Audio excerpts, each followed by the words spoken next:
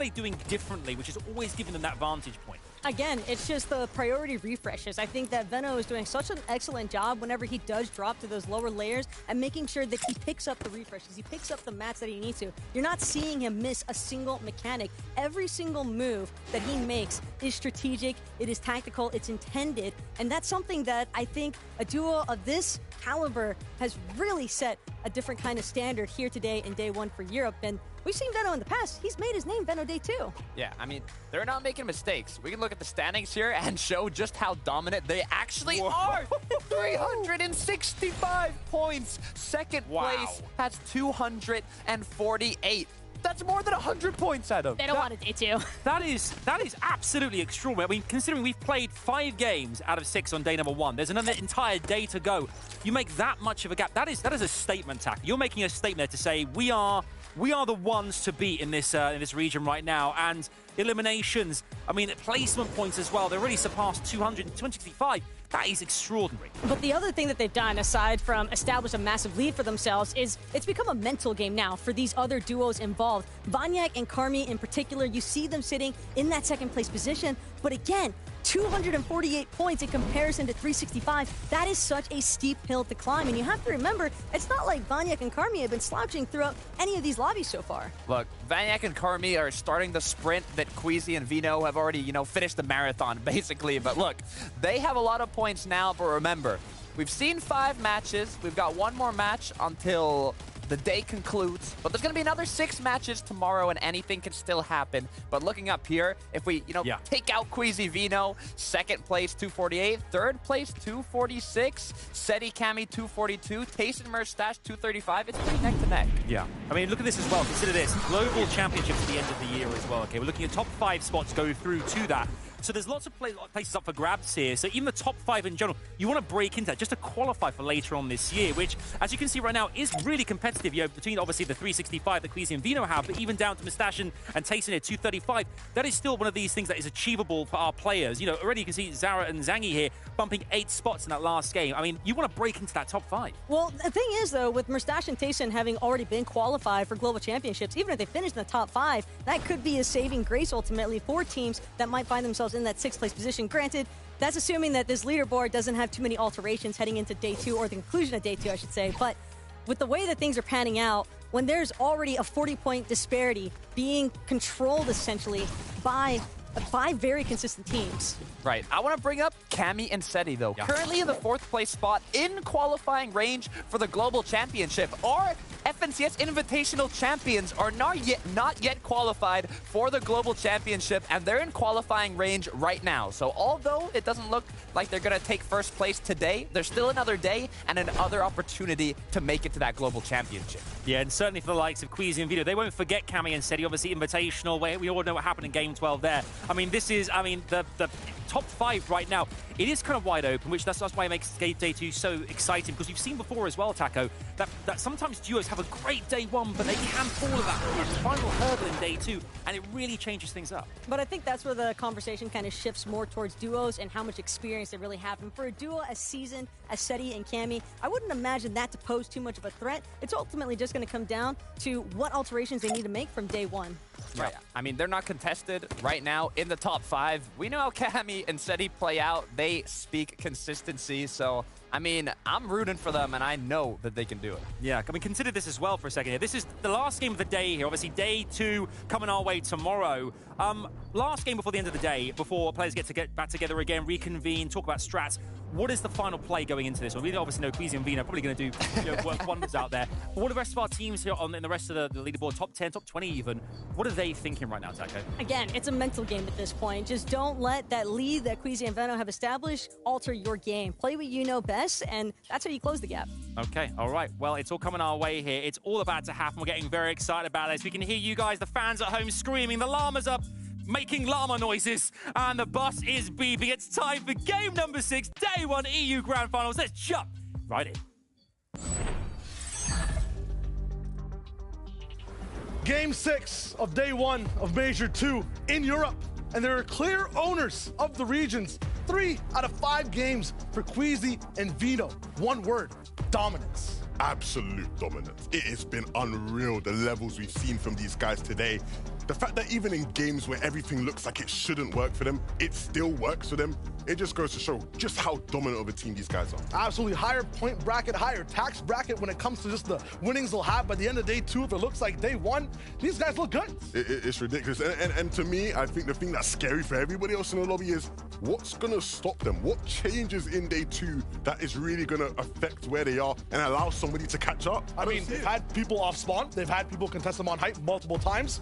They're undefeatable. It's really a problem. But look, it's not just first place that we're looking at, right? The top 5 is going to be huge for an opportunity to go to global championships, and there's still a lot of teams in contention for that top 5. There's also 6 more games for people to hit that top 5, and there's 1 more game today to see how their destinies change in Major 2 of Europe.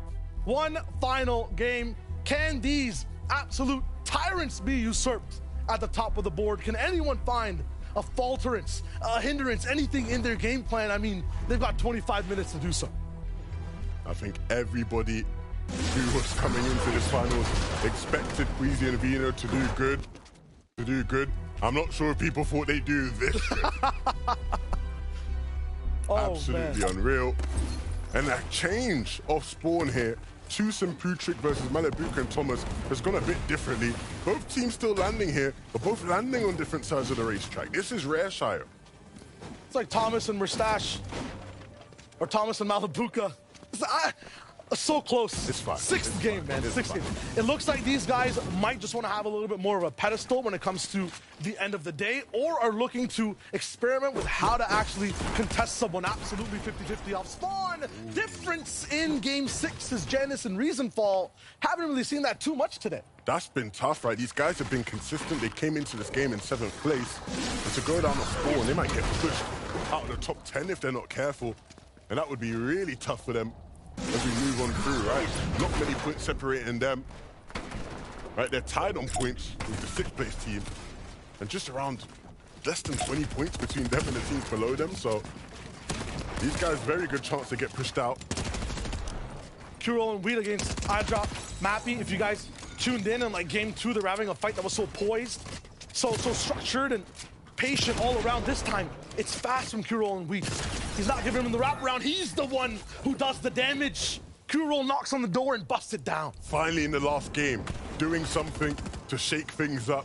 And like you said, one of the quickest Anvil fights you'll see all tournament long. Over here at the Mega City, there's fights taking place as well in places we haven't expected. And this is very important for Gripey and Flixie. We're talking about them kind of up and calmer overall in a situation in EU to make a nice name for themselves as a duo now. I mean, they've been in the business for a while. They're top 10 as of game number 5, and this is a very important fight for them to win. You can see if Putrick and Tuce, they've just gotten out of the way of the racetrack completely. No, they don't want anything to do with that Osborne fight anymore. But they are still going to be taking a fight over towards a team they've had to deal with the past 2 games. It's Pablo Wingu and Bebies, with Skydune watching in the distance. These guys are just an absolute maelstrom of a duo. Get into boxes and make it look like a tornado passed by, both in damage and in messiness of the builds. They're really good at just forcing you out of your own box and expanding your defensive structure. Absolutely balling Tooth inside the cone, and again, twice from Bebies. The disrespect, the 3rd shot on the Putrick. He's making it look easy. These guys have nothing, almost a collateral in terms of pump damage. They're on collectively 11 HP, and he's still chasing him. Build after build after build. You cannot stop Bebies. The only key he has on his keyboard is W. He just walked straight at them, ran straight at them with shotgun in hand and hit every single shot he needed to. That's not an Unreal player that got coned twice. That's Toos. That's the Toos. You don't do that to Toos. Apparently Bebies does. That's wild. And that's a game where it looks like they might have had some space, a little bit of a breath to be able to play and see what they can do. A difference off spawn, not going to be capitalized on this one. Vino, in that first game, he got challenged, he chased, he conquered. And this one, shot a little bit, jumped backwards, kinetic bladed away, wanting to play this game safe. Malibuka, Thomas HD, same thing. Besides Steno and Lucian are trying to get whatever they can in terms of materials to stay alive. The builds, the blades, they'll come soon.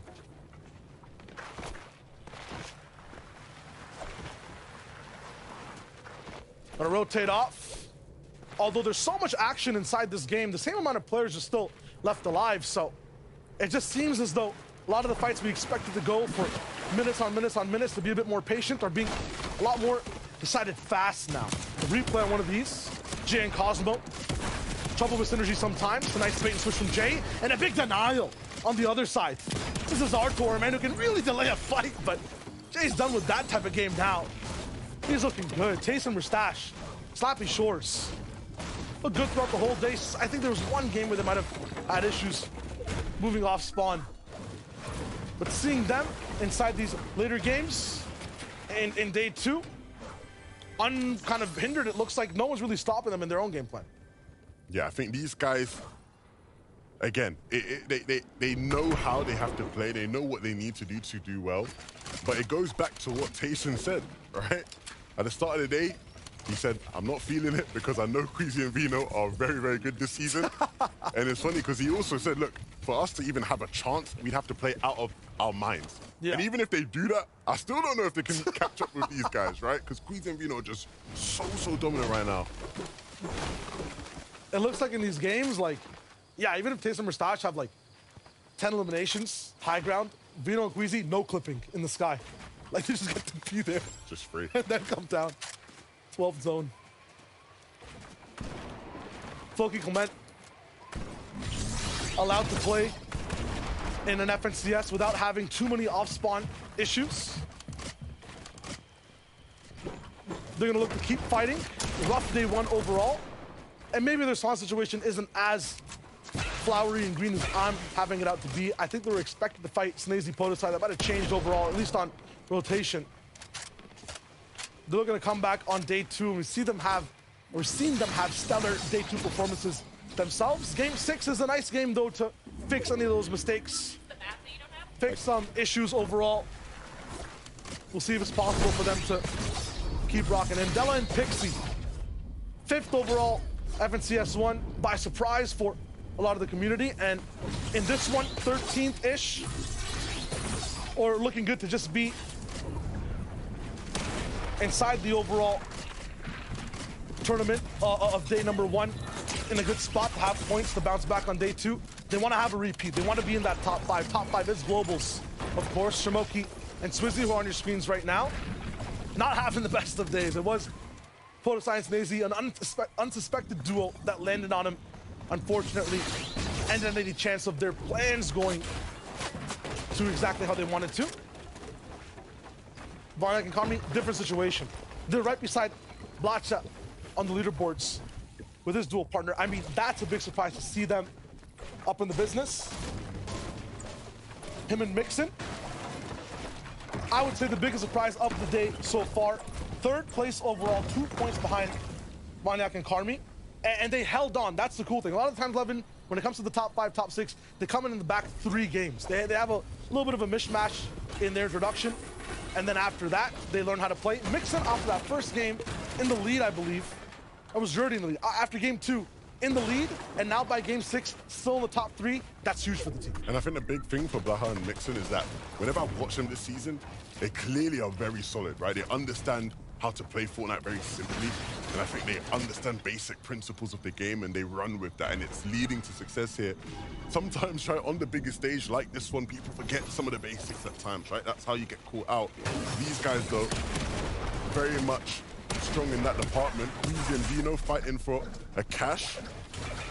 No surprises here, and it's a cash that's actually clearing Genjutsu. Not often you see that. It's against Irizumi and Sined, and they're just going to back off. They don't want to fight. They don't want the smoke. They have a game plan of just waiting for that Rift Island, getting their pulse rifles, and then playing the game. We'll see if that's a possibility for them once again, and that's exactly what they're going to be going for with the disengage. Cash to Vino, huge. Glory be to the duo that runs EU, it looks like, at least in this meta. Yeah, and the good thing about getting the cash for them, right, is that the metal that they get saves them time in terms of farming. It means they can wrap to dead side and play that style that they like to play on edge sides of the map. Asa and Slove as well.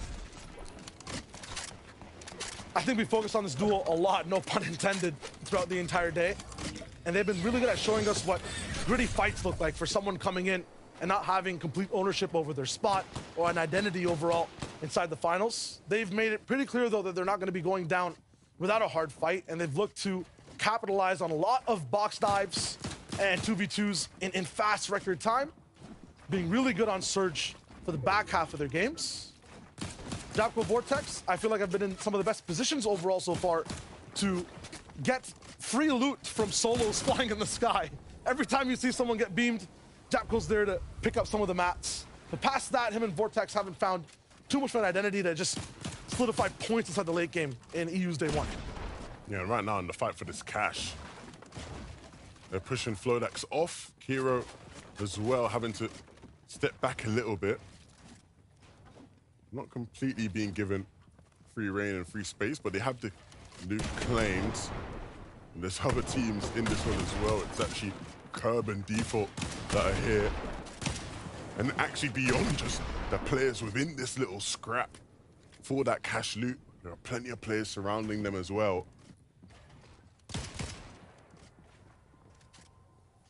It'll be a little bit of a standoff between all these teams.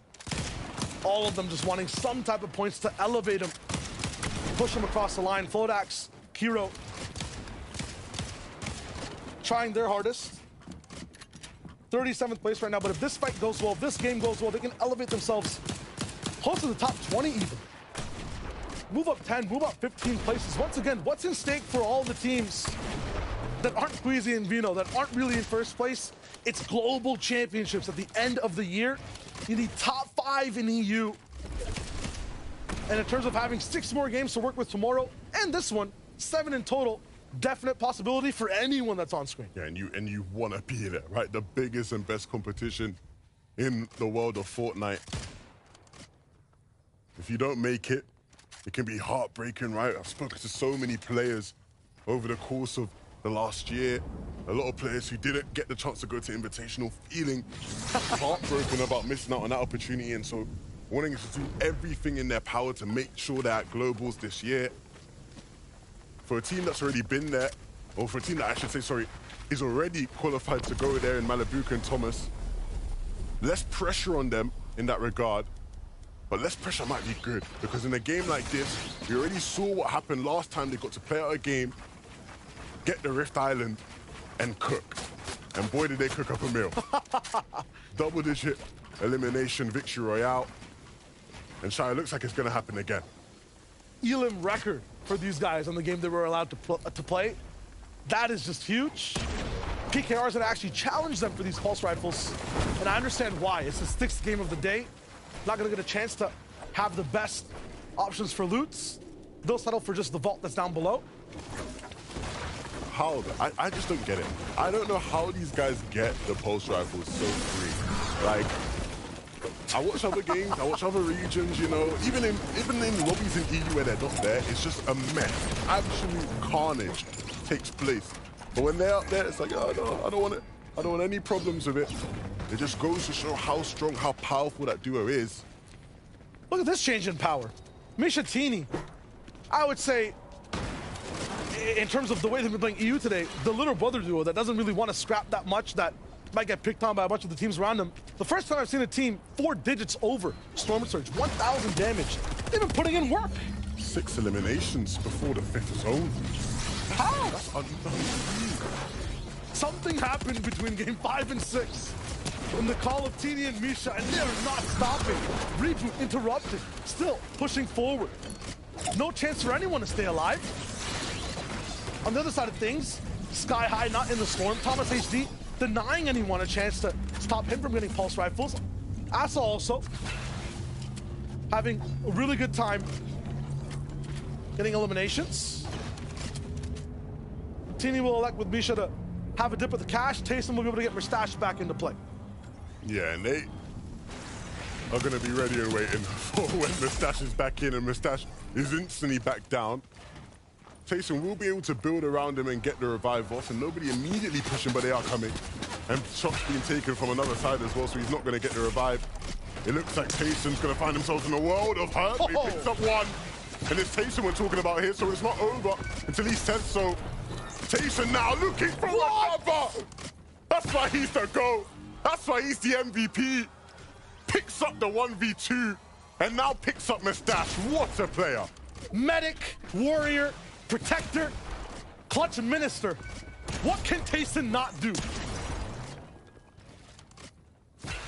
Mind-blowing stuff. A team taking shots at you as you're trying to revive. Another team pushing you as you're getting in and trying to stay alive. And he just shrugs all of them off. No problems at all. Let's send it to Miniman to give us an update on the rest of their game. Thank you, Lever. Now, of course, Queasy and Veno, they're in first place. They're running away with it. Let's take a look at the teams that are trying to chase down them in first place. Mixon playing a little bit more calmly, trying to get those Storm Surge tags just outside of Shattered Slabs. Now, we just saw them, Tayson and Mustache, almost get eliminated. How were they able to get those gold Havoc Pump shotguns? It was actually Mustache down below getting this cash that, of course, enabled him to get all of this loot, which then got Tayson the win in that fight. Quickly following all those other teams, right, that are trying to play catch-up. And again, I don't want to speak too soon. I don't want to be that guy, but it might just be a case of, like, we're starting to get towards that point, Shy, where it's like, let's just focus on second place and below, right? That top 5. Focus on globals. Focus on globals. Focus on the top 5, because one team right now is running away with it. That's so tough. A lot of these teams also that we like to focus on top 5, they need VRs, right? And you're basically faced against looking at Queasy and Veno in a different exosphere every game, or Thomas and Malabuka, who are allowed to play and then don't even let you fly. These teams that are so reliant on these last-minute game 7, 8, 9, 10 wins are not going to have that opportunity. They're going to have to get all their points in these situations, in these box fights. What a situation this is. Lucian Steno charging into this box. That is just relentless aggression. And that's how you deal with your Storm Surge in a lobby like this. Seems like defense is not an option for so many different teams. They're getting absolutely steamrolled. Mustache and Tayson back. Mustache looks like he's never skipped a single minute in this game. Max mats. Materials look good. It's all because of Tayson and that pickup. They'll be able to convert those 2 eliminations to an absolute reboot of a game. They still have a ways to go to get to the next zone, though. Vortex, Japko, we talked about how, yes, they're in some of the best positions to pick up Siphon loot in terms of actually getting that damage down, creating those opportunities. Always a little bit of a step behind. Clement and Floki able to just go right away. Japko following them. They've seen the damage put down. Clement low up to Floki to play protector. Mini able to be popped. I think that's a slurp actually on the Clement. And wow, they clap back fast. An absolute turnaround of a fight. Yeah, today, I don't know, it's French duos, when given the opportunity to put people in their place, they seem to be doing it. Floki and Clement doing so now. And look to start to get towards the zone. Vanyak and Kami. Slurp pops from Vanyak to get his HP back up, but look at the material, Shire. Hopefully that the slurp helps their mental, yeah, because with these mats and their position overall, the pressure on this duo, they're basically right behind Queasy and Veno. They're the de facto first place of Europe right now, because we know those guys are going to be at the top. They're in that mini throne. Everyone wants this duo to fall so they can kind of rise up. If they survive this game, if they turn this situation into bliss, that'll be huge for their overall 2-day performance. This is another good zone for them. They might get 4 out of 6, but let me not speak too soon. Let me not get ahead of myself. 4 out of 6 would be absolutely unheard of. Let's get a quick start on that one, hey? Vanyak and Kami, though, in their pursuit to keep their position high in the standings, they're not sitting in a bad spot. They have access to rotate down towards the south if needed. Thomas and Malabuka are going to have to start forcing their way through.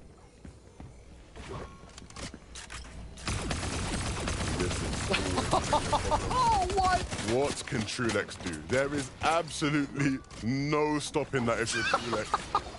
Literally might as well just turn around and give up. Oh, that's why. Oh, man. That's why. Oh, my. And even with them messing up the kinetic blade to get Twice. over, Yeah. they still make it within plenty good time to just deal with them. And now they get to zone. Well, that's the goal at least. Need to be careful of those teams behind them, but they will build to ensure themselves some safety. Soon as they're trying to rotate that side too, but this is them white lining. The entire zone is just so finicky overall. Double mountains to kind of traverse by a ravine down below. PUBG inside the box. Good day. And Thomas is off. 4 slurps. I don't think this man cares at all, but that rare kinetic blade, not having it all the way up to epic, the purple variety, that might cost them the entire game. And look, I want to say them having to white line and not being able to pick positions in the zone could come back to bite them, but look at the way they're firing right now, Shayo. Any bad situation they get in, they are just going to shoot themselves out of it.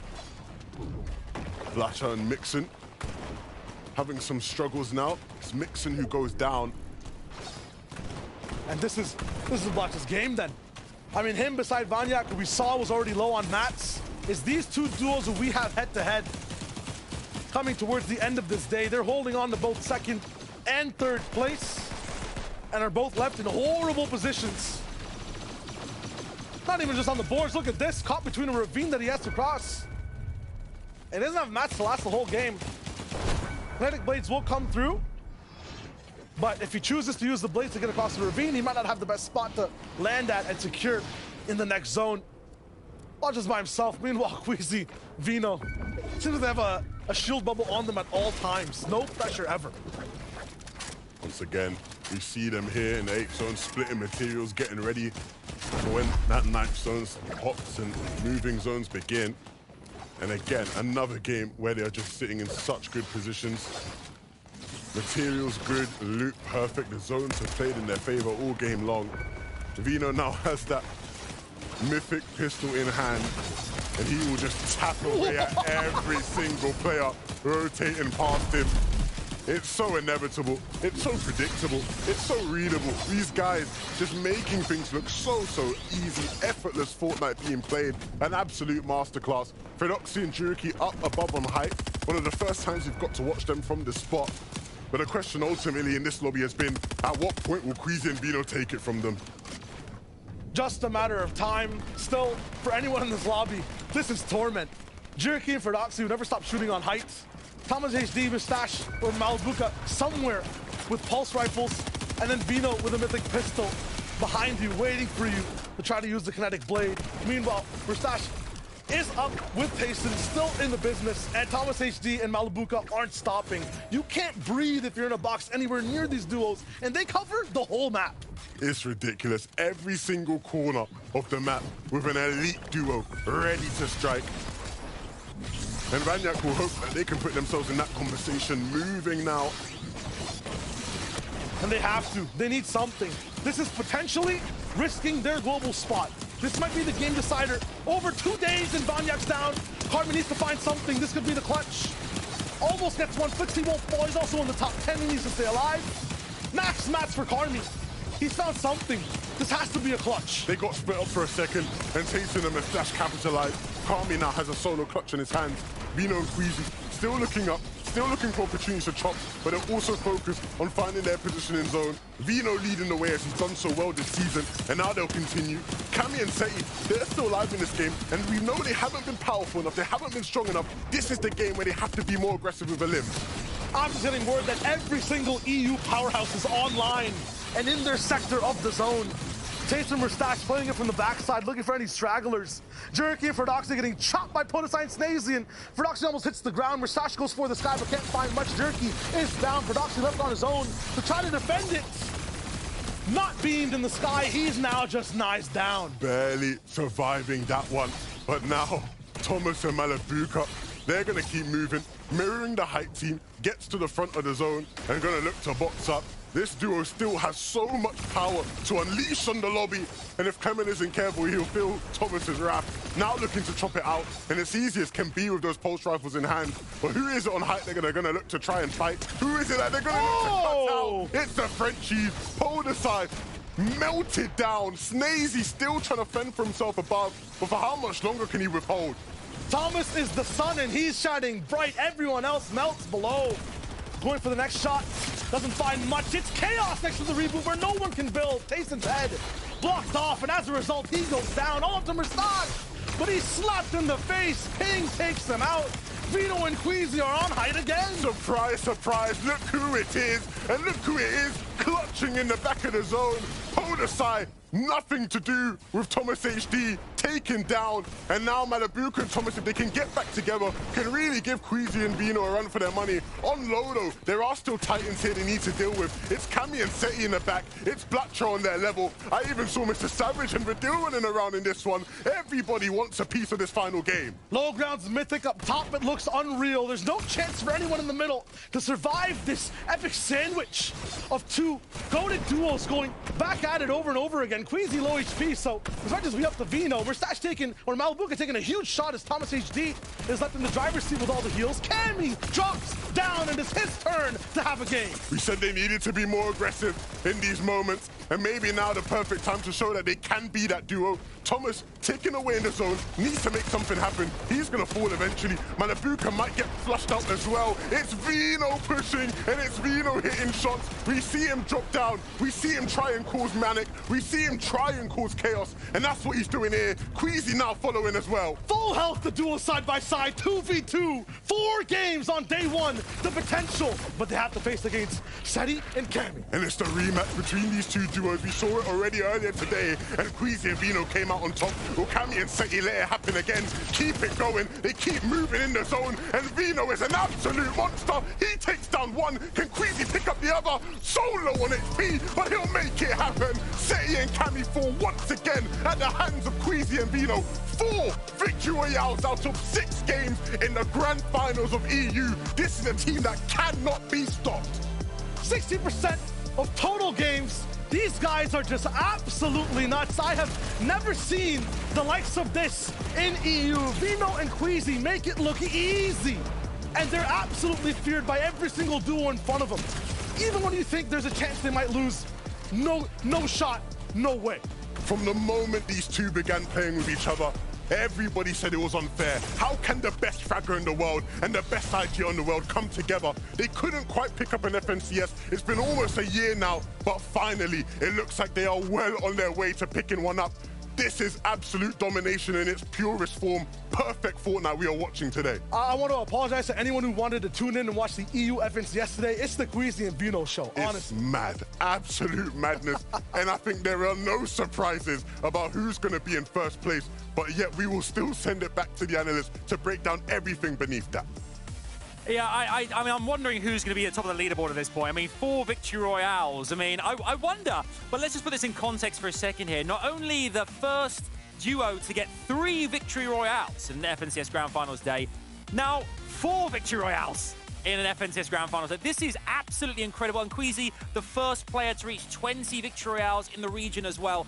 I mean, 21. This is a ridiculous Fortnite we're seeing right here, Takata.